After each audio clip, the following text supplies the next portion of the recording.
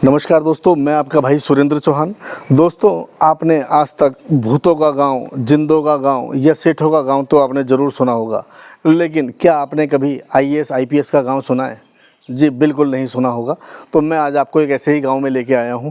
दोस्तों, मैं सबसे पहले आपको लोकेशन बता देता हूं कि ये गाँव कहाँ पर स्थित है।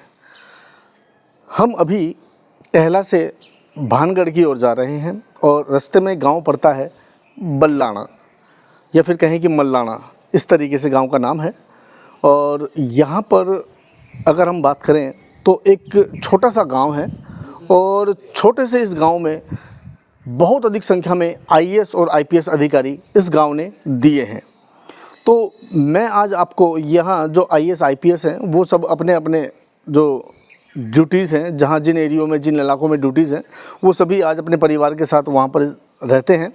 लेकिन मैं आपको जो गांव में उनका घर है और जहाँ से उन्होंने यहाँ से पढ़ाई करके और आज इतने बड़े पद तक पहुँचे हैं, तो मैं आपको बारी बारी से एक एक घर दिखाऊंगा। हालांकि कुछ घरों में ताले लगे हुए दिखाई दिए हमें, और ये तो जायज़ सी बात है, जब आईएएस आईपीएस बन गए हैं तो अब इस छोटे से गांव में रहकर क्या करेंगे। लेकिन जन्मभूमि तो मल्लाना गांव ही कही जाएगी। तो चलिए दोस्तों, हम दिखाते हैं आपको उन आईएएस आईपीएस के घर। दोस्तों, आप देख रहे होंगे मेरे सामने एक ये काफ़ी बड़ा सा घर है, हवेली नुमा, लेकिन आज यहाँ पर कोई नहीं रहता है। ये एक आईएएस का घर है और मैं आपको दिखाता हूँ इस घर के इस समय क्या स्थिति है। ये आप देख सकते हैं, यहाँ पर चारों ओर घर के बाहर ताले लगे हुए हैं और जो संबंधित अधिकारी हैं वो अपने अपने एरिया जहाँ पर उनकी ड्यूटी है वो अब सपरिवार वहीं रहते हैं।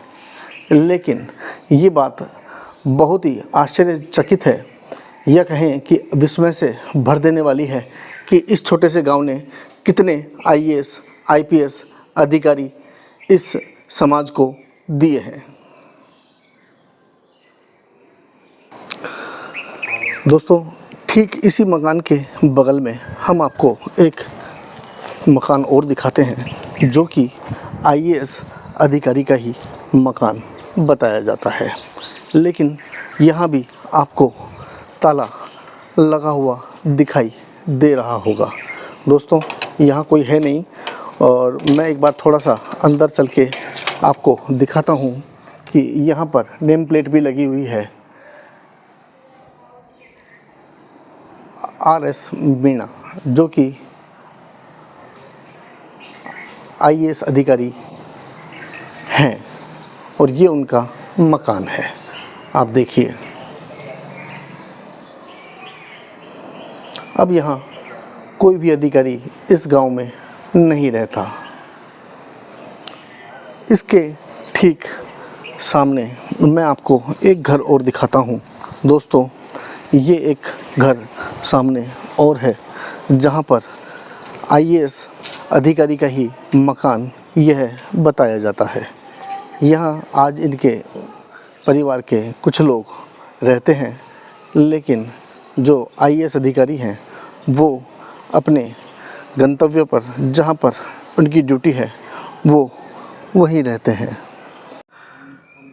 दोस्तों, जैसा कि हमने आपको बताया, हम इस गांव में पहली बार आए हैं और जब हमने यहाँ के जो रहवासी हैं उनसे पूछा कि और हमें मकान बताइए जिन मकानों से आईएएस आईपीएस निकले हैं, तो अंकल जी हमें इशारा करके बता रहे हैं। अंकल जी, कौन सी हवेली है? वो सामने वाली है। वो सामने वाली? सामने। ठीक है अंकल जी, हम जाते हैं।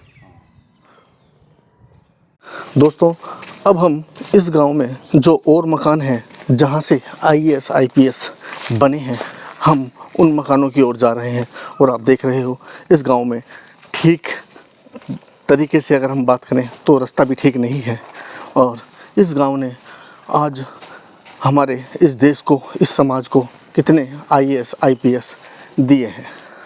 हम बढ़ रहे हैं एक ऐसा मकान जिस मकान में एक ही परिवार से 3 आईएएस और 1 आईपीएस ऑफिसर इस समाज को मिला है।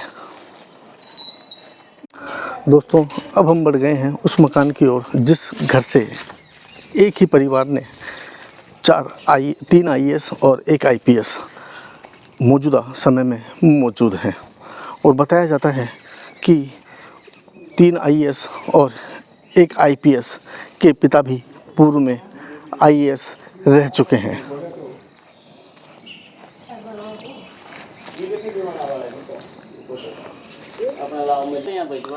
दोस्तों ये आप जो देख रहे हैं, ये जो वृद्ध इस समय बुजुर्ग महिला और पुरुष जो आपको दिखाई दे रहे हैं, ये वर्तमान में 3 आईएएस और 1 आईपीएस के दादा दादी हैं जो कभी इसी मकान में रहा करते थे। वर्तमान में सभी अपनी पोस्टिंग्स जहाँ भी मौजूद है वहीं पर कार्यरत हैं। दोस्तों आप देख लीजिए, पहाड़ी के तलहटी में बसा ये है छोटा सा गांव मल्लाना, जिस गांव ने दुनिया भर के आईएएस और आईपीएस इस गांव को दिए हैं।